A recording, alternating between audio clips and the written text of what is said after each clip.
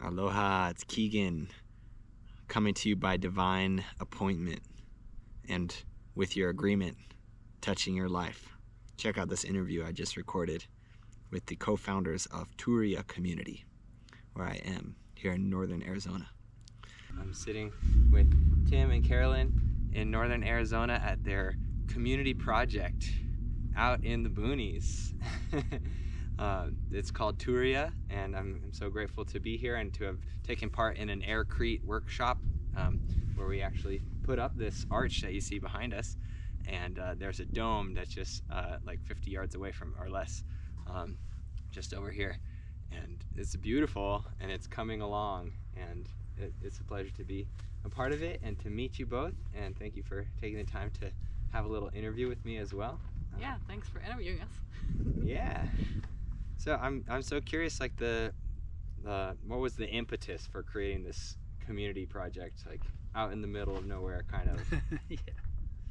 I think for both of us, we have been people that have been wanting to be in community. We have had friends that said that they wanted to do it with us. We have joined other people's projects. We have made attempts, but looking back now, I don't think my attempts were serious. It was just always, oh, I'm gonna build this business over here so that I have the money so I can fully live my dream. And then almost 2 years ago, something shifted where I realized, like, I got to do it now, or it's just gonna always stay a dream. Well, I moved out here 10 years ago and lived off-grid at another retreat center not too far from here, and was the property manager, the handyman, running the solar, all those things, and it was a wonderful experience. But I realized that it didn't end up being the best fit for me as I was kind of evolving and wanting to also have a partner and be able to have some more say in the process instead of just being a kind of A minion. Yes. Well, An off-grid minion. yeah, I was in service. This is one of my teachers, Buddhist teachers, and it was wonderfable. I learned a lot. But so you were already connected. As you said, it's close by here. Yeah, nearby here, about an hour south in Chino Valley, and I learned a lot, like very valuable. I was not totally prepared for what I was asking for and getting into, and I was a little unrealistic, to be fair. And they're going through a lot of changes. But the beautiful thing is I really fell in love with this area. I originally grew up on the East Coast, Maryland, Florida, New York, traveled the world a lot, but I really felt like this is my spiritual home. And I also connected with a lot of different people that, were in the native elders, people in Sedona who had all kinds of different spiritual healing experiences, and of course met the love of my life, Carolyn, out here after, some time, later, and we kind of had this dream. We both had this love of domes and creating space, for others to join, because I had been part of a Sundance community very close to here, a little northeast of here, for about 7 years as a firekeeper. Carolyn got to participate in that 1 year, and so I felt like this was a place, and she's been involved in healing through being a naturopath and being a family constellations practitioner. I'm more of an artist and meditator and jack of all trades, and so we had this inspiration, and I knew that this land is fairly pristine, untouched, wild, still has a lot of natural energy you can commune with, and you're not far from things, but you're also, as you expressed, you're away. You have to commit to driving down an unpaved road and spending some time with basic amenities. So we feel like a lot of my retreat experiences were very rewarding, because I was not having the comforts and convenience of my usual life on grid, and some of the challenges and frankly neurosis that comes with that. So I knew that creating, in a sense, a blue zone, maybe familiar with the research, happier, healthier, longer lives in certain parts of the world where they have a village, basically wanting to have a village, but also have a retreat center so people could visit us, could dip in and stay and have a deeper experience, so they go back out and they can hopefully make significant change in their life. Beautiful. Yeah. And so we're on 160 acres. Yes. Which, like, it's juniper forest here. I hear coming from spiritual backgrounds and wanting to kind of create like a spiritual type of community where people have the opportunity to commune with nature more. Yes. Off-grid also comes up with a certain degree of freedom and independence. Yes. Do you want to speak to your quest for independence? How does that play into the vision for this place, and what steps have you taken to be more independent other than having a total off-grid location? Maybe I can take that question. Yeah. So I came to Arizona 6 years ago because I was joining somebody who said they had land and they could build domes in a dome village. My dream has been to build a dome village because I love the domes. And then very quickly, so we camped on the land, and within a month we had a neighbor who called on us, and we started getting inundated from the county and found out that we couldn't even camp on, he owned the land, it was not my land, but it was his land. We couldn't even camp on our own land basically more than 10 days in a row without having to start getting fines. And that I had no idea how bad zoning and county regulations and any of that was. And that kind of opened my eyes, and I realized that if I want to be able to create this village and create the dream, it has to start with studying law. Now, I come from healing arts. Law is like the complete opposite of what I ever wanted to get into in my life, but at the same time, I also felt that part of my purpose was to create the foundation, which means getting the land and doing the legal work so that we could actually be a model for what it looks like to be able to build. And so my impetus for the law stuff was I wanted to be able to build the way I wanted to build. I didn't want to have the zoning of like 10 acres and one house, basically, which this is what it is. So very luckily, right before the pandemic, that's when I arrived in Sedona, I got connected to a law group of elders, of guys that had been studying natural law, common law, and that actually have lived out of the system since the 1980s. And I didn't know that the pandemic was going to happen, but it did. And so the entire pandemic, I got to hang out with them because there was nothing else to do. So I was very fortunate to basically have them take me under their wings. And I learned a lot of the history, and I learned a lot about law, and I learned about land patents. But they didn't know how to do it. They knew that there were land patents, and then that you really needed to have one if you wanted to be able to do what you wanted to do. And they had bits and pieces, but they did not know how to get a land patent. So from learning all the history and learning about common law and natural law, I just went down the rabbit hole up until we actually, when we bought the property, I still hadn't figured out the land patent piece. But then through a coincidence, I don't even know exactly how again, I got connected to what's called the American Meeting Group. Ron Gibson is part of, or was, we were very fortunate because he helped us get our land patent, and then he passed away within like a couple weeks, basically. Wow. So we were so lucky, and we're so grateful to the help. So I refer everybody to the American Meeting Group because they're the ones that helped us.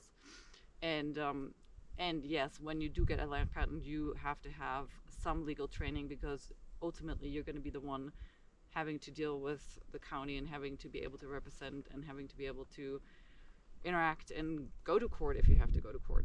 So defend it. So I felt comfortable going forward because during the last 6 years I've had encounters where I had to go to court. I've been with other cases, I've supported other cases, and so I'm nowhere near where these older guys are at, but I do feel like I have a good group of mentors I can fall back to, and have some experience. So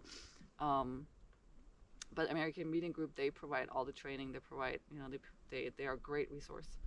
And then Ron Gibson also wrote a book, if you don't have the funds, that you can hire the American Meeting Group. Ron Gibson has a book. It's on their website, and you can go through the process, and it's fairly well laid out. It's a lot of work, but it's worth it. Mm. Yeah. And so far, so good. We'll see what happens. We've been out here now for a year. So far, there hasn't been any pushback from the county, and we hope it stays that way, because we're just homesteading out here and not trying to cause any trouble. Yeah. Mm. Yeah. Yeah, I think I've been studying the law, like the freedom through law pathway for around the same amount of time, around 6 years as you have, and it's been a really amazing journey. And I think at the core of it is a nice shift in identity from this concept, all these concepts that are available for us to identify as being a citizen, a person, a resident, mom or a dad, all these labels that are roles that we can fulfill, but that doesn't actually describe who we truly are. And we get back to basics, we are nature. And that's the fundamental difference between what most people think of themselves as and what we truly are. And so being out here in nature is an opportunity for us to reconnect and to remember that truth and to stand in that truth and express ourselves from that place. So I really admire that you're on that pathway. Yeah, and I mean, one of the main things that one of my first mentors, the law mentor, Stephen McMillan, what he kind of hammered into me is like, if you want to have freedom, you also have to have the responsibility, which means you cannot take any benefits from the system. You will have to be able to provide what other benefits are provided by the system at the moment. So you'll have to be able to provide your own healthcare. You have to be able to provide your own schooling. You have to be able to provide your own services, that we take for granted from the system. The system is not all bad. There's lots of good things. But if you truly want to live as a free man or free woman, then you need to provide those things. Or as a group, you need to provide those things for yourself. You can't take benefits and then at the same time say you're free, right? And that's where a lot of people get in trouble, because they want to be free, but they also still like to get the benefits, and then the lines are blurred, and then it's hard to defend should you ever have to defend it. And then the other thing I was going to say, what was also very instrumental in me being able to feel confident, is learning equity, positive equity. I learned it with Andrew McDonald. He doesn't have a website or anything. Well, actually, they do have a website now. It's called Freedom with Equity, and he's helped a lot of people. And equity is a tool that you can use if you have to go in the courtroom, that will help you stay out of trouble and stay in your lane, but also win, basically. Amazing. Yeah. Amazing. Yeah, so you mentioned education, and there's a lot to all of this, to the healthcare. How do those things play into your vision, or what do you see unfolding as far as creating that as an independent alternative? Yeah. So I'm a naturopathic doctor. I was trained in Germany, and I don't have health insurance. I've never had health insurance since I came to this country in 2004. So I take care of my own health, other than when like there's a broken bone or something like that, right? So same with my children. I've raised them in that way, and we are planning on having a retreat center out here with a health center. My vision is that the retreat center makes enough money so that we can provide whoever lives here with free care. Whoever is whether I'm the naturopath in charge or there's others, we would love to attract really knowledgeable naturopaths. I follow Dr. Morris. That's what I believe in, kind of like a mucus-free diet and using nature and food to heal ourselves, and herbs, and then energy work with family constellations. So we'd love to attract. I would love to have colleagues, so that I don't want to be the head naturopath. I would love to be a group of naturopaths that takes care of the community, but also has the ability or the capacity for people that are really sick, that need help, to come here for months, 2 months, 3 months, and get restored, get regenerated, and get the help that they need on all levels. And then I went to Waldorf school, so my background is all Waldorf education. I'm a trained Waldorf early childhood teacher also. So we're working on having a Waldorf-inspired private school here. Awesome. For the children that come and visit, and for the children that live here. And then with the other services, like fire service, we just have to do a lot of prevention. Part of why we're building with Aircrete is because it doesn't burn. So just being mindful. In terms of like sheriff services or police services, we have really good agreements that we as you know, we made you sign an agreement before you came here so that we have a really clear understanding what the rules are and how we can enforce the rules we basically have to be self-governing with those things, and that remains to be seen as the group grows, how that goes, right? Am I forgetting Well, the blue zone, I come back to, Turiya in a sense is, means wholeness or oneness. And so it's hard to be fully happy and healthy and, if we're not in harmony with the totality of nature, ourselves and each other. That's kind of our core mission. And so there are a lot of components that once we get the basic infrastructure in place for shelter, having a garden so we can grow some of our own food, provide for ourselves, and like Carolyn said, to maintain our health, have ongoing education and income. And so, in a way, I feel like the blue zone is a simple way of kind of talking about having purpose, being outside more, all these things that are showing, not being sedentary, not being on our screens and devices, all day, every day, and interacting, non-virtually with people, nature. And it's really things that traditionally we had no other option. Now, of course, we have all these wonderful options, but we realize that they're not healthy 24/7 all the time as a way of life. The comfort, convenience is really damaging our mental health is a huge epidemic. Our physical health, all the chemicals, toxins, all the things that we're producing, the byproducts of the comfort and convenience and just the, capitalist extreme profit, on things. So if we can have a balance, it doesn't mean we have to reject all of that. Doesn't mean we can't, have some use, but we have to base our happiness and our, our well-being in nature and in community, so I think it's fairly simple to say and to kind of maybe concept.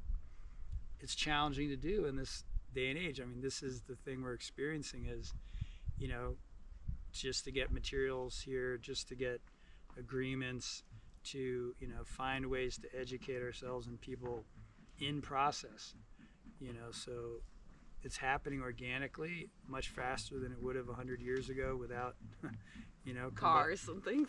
Yeah, so we're reaping the huge benefit that we can bring in, pallets of cement. We can contact and, find people like yourself maybe drawn here through networking on the internet, through these, wonderful podcasts and YouTubes and everything. So that's partly because we're kind of in a dire, the world seems to be in fairly dire circumstances.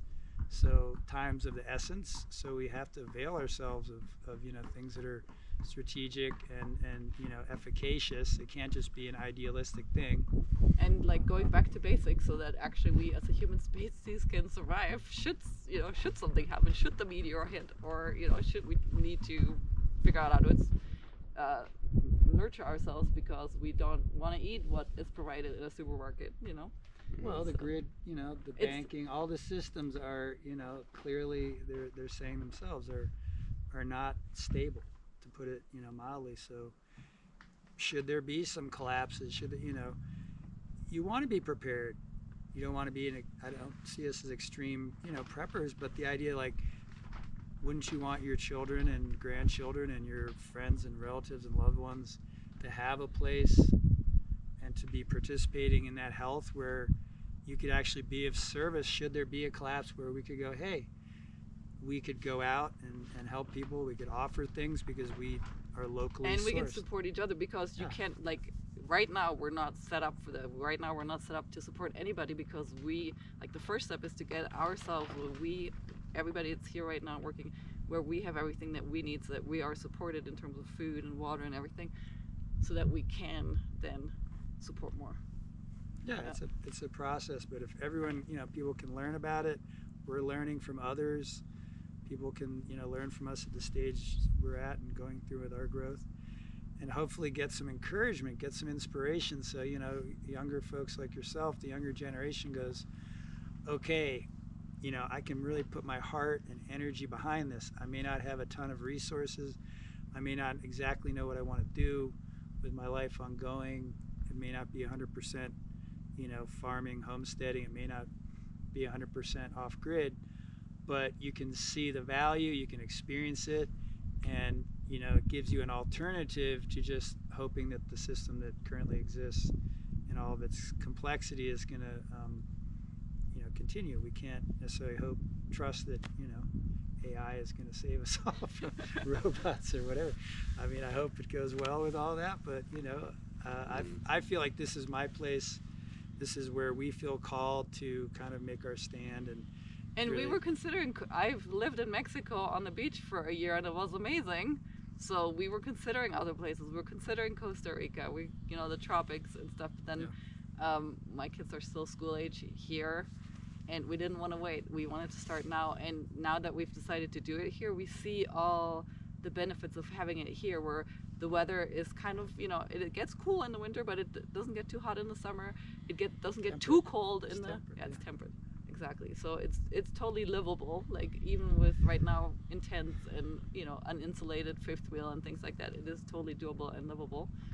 And it's high up in the mountains, so it's we're about 6,000 feet. So it's a safe zone. So there's a lot of there's so many opportunities, and it reminds me, because like I say, I've spent 10 years out here, and thanks to Carolyn's entrepreneurial skills and legal background and just a whole host of people that have invested and supported and believed in this, we're able to have carry forth with this experiment and really live it, and not just talk about it or we were not independently wealthy when we started this. Just to clarify. Yeah. Well, I'd love to go back to what you're saying about the healthcare, like for me, I don't have health insurance either.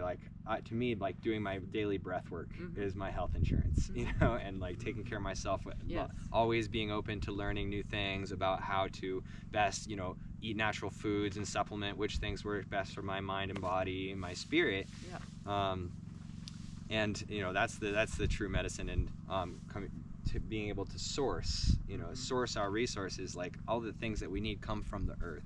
And fundamentally, being healthy is about having a good flow of communication, right? And these days we have all this abundance of communication, but it's about communicating in a more holistic way, communicating by having a practice like a breathwork or meditation of communicating with our spirit, with our higher self, and communicating with the earth, being in touch, literally being in touch with the earth. And so that is this opportunity that you guys have been blessed and courageous enough to create, and it's available here on the land for people to come, like myself, to come and participate. I came last week to learn about aircrete, and you have all these wonderful visions to create garden and place for human thriving. So that's very exciting, and I wish you all the best with it. Thank you. And would you like to describe any other specifics, like needs that you have, opportunities that people out there who may be watching this could, might be a right fit? Yeah, we have basically 3 opportunities. One is we're still looking for members that want to live here full-time or part-time and be part of the founding group, maybe the board even of Turiya. We're a private membership. We have an eco-village and we have a retreat center, so there's 2 different sides to it. We're looking for people that want to live here, raise their families, maybe bring their parents, be multi-generational, but also have a say in shaping it, so decision making, because as we go forward, there's more and more decisions to make. Our job was to get the land and get it started. We don't want to decide how it's all going to go. We want a group. We want to be 8 or 10 people to really hold that, like a council. Then we have the retreat center, so we're starting to invite retreat leaders with small groups to come and book the retreat and bring their groups, especially if you want to be nature immersed, but have the support of us as a team, where you can have somebody doing nature walks with people, feed them, house them, just do the logistics so that you can focus on your specialty, basically. We're also looking for partners that want to partner on the business side of the retreats. That could be you living here, or it could be just financially you not living here. It could be you living here and be totally involved as a practitioner. We see ourselves living here and being practitioners at the center at some point in the future. And then there's people like Keegan who just want to come volunteer or do a work exchange for a shorter amount of time or longer amount of time, where we have a work trade opportunity that if you do want to actually earn your own equity in the village part, you don't have that much money to buy into it, or you have some money and you want to do some work trade, we have opportunities for, so that anybody who we feel is a fit and who really feels called to being a fit has the possibility to be here and live here and own here also. Yeah. And so then in terms of the structure, once people have been here for a little while, they do get their own land patent to their own piece of land, so you have full title, which is great. And you could be involved with the retreat center, or you could be doing your own thing if you're a digital nomad. Like, there's no, right now it's forming, right? We don't have a very narrow concept. What we do know is we want people that truly love to be in nature, that are resonating with the vision of learning to be in harmony with oneself, nature, and others, that resonate with being self-sustaining, that resonate with living in the private. Yeah, those are kind of have something to contribute, yeah, and are willing to learn or have a skill already. Yeah, ideally, traditionally villages would have different skill sets. So, whatever your skill sets are. Gardener, cook, body worker, yeah. builder, yeah. Construction, carpenter. Yes. Yeah, healthcare. Teachers. Healthcare. I mean, we need a range, and I think that. We even would love to have somebody who used to be an emergency doctor or emergency nurse who has real experience in emergency room EMT, situations, sure. that would know what to do if something happen here. So yeah, a lot of opportunities. Yes. Awesome. Well, as I say, it takes a village, and everyone knows that expression. Yeah. But it's like, where is the village, right? And I really admire that you're taking the initiative to actually go, like, realize that there is this need, and that it's up to us to fill that need for ourselves. Yeah. Right. Yeah. I was been so encouraged to find the two young men that are doing this. They're working towards equity to have their own home here that they would own. So that's very exciting. One of them is 19, the other one is 29. And so it's so encouraging for me to find a 19-year-old that is about doing that. And I know there's other ones out there that are feeling called to reconnect, to be in right relationship with the environment, and to create community so we can live interdependently. And like I said, having a healthy life is about having a healthy flow of communication, and this work that you're doing with self-governance and having agreements, and this practice of having a council and good communication is also a fundamental part of our social health. Yeah, and we have really good, the reason why we could do this is because we have each other, and we have really strong foundation, and we have really good practices that we, if we don't stick to them, things go sideways. So that's really the basis, is having our practices, and then doing it together with everybody. That's been our recipe, or is our recipe. Yeah, it's a beautiful thing to experience. I can tell people that, of all the places I've traveled and wonderful experience I've had, there's a certain kind of a peace and groundedness that, I feel here in northern Arizona, and this land in particular we were drawn to, called to, and blessed to steward. And you can't put a price tag. This is the thing, the quality of life, I tell people, is somewhat intangible. But, when you have good friendship, you have a good partnership, you have peace, you have purpose, and you just feel it. You don't have to doubt it. You don't have to, you don't have all this worry and stress. It's still not, it's still work. It's still hard. You still are going to hit challenges, but you go. But you get in shape. You might put your back out, but then you bounce back. You do Pilates, whatever it takes. Yeah. Things. Yeah. And I mean, my great realization that, a couple of them recently, is that, like you said, freedom comes from like responsibility and self-discipline, So Yes. ultimately, having a good discipline is our key to being free. And well, let's just stick with that, because that's like, you know, I guess going with that is like you said, challenges. The realization, like, people have this, you know, fantasy about how they'll set things up for themselves, and they'll live comfortably, and they'll enjoy a life without challenges. But the fact is that human consciousness, we seek challenge. You know, it's not fulfilling. we just to thrive be- on challenge. If we're not engaged in a struggle of some sort, we actually are not finding fulfillment in life, because we're here for the challenge of of what it is, the journey. Yeah. And seeing what we like. For me, I want to see what I can do. Like, my big turning point was when I went back to see Amma. Is one of the people I really admire, the hugging saint, and I hadn't seen her in a while, and she showed a video, or her team showed a video of what they had been able to accomplish in 3 years' time. And when I saw that, I was like, dang, I mean, I really want to see what I can impact, what I can do. If Amma can do all of this, like, I need to challenge myself to do more and see what I can do with my life. At the end of my life, I want to look back and be proud and be like, I did everything I promised I would do when I decided to come down here, you know? So, Awesome. Well, thanks so Beautiful. much for sitting down Yeah. and talking through this with me, and all those out there who tuned in, thank you so much. And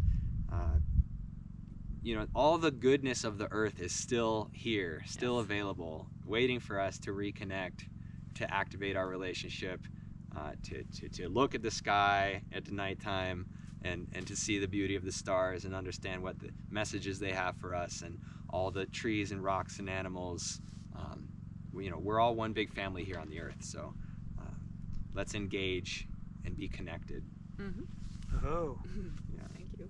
Thank beautiful. And yeah, put our information so people can reach out and connect with us, and look forward to connecting with all the people that are looking for something like this. Great. Yeah, check out the link in the description. It's just turiya.us, Turiya. So, many blessings, and thanks, guys. Thank you. Back to work.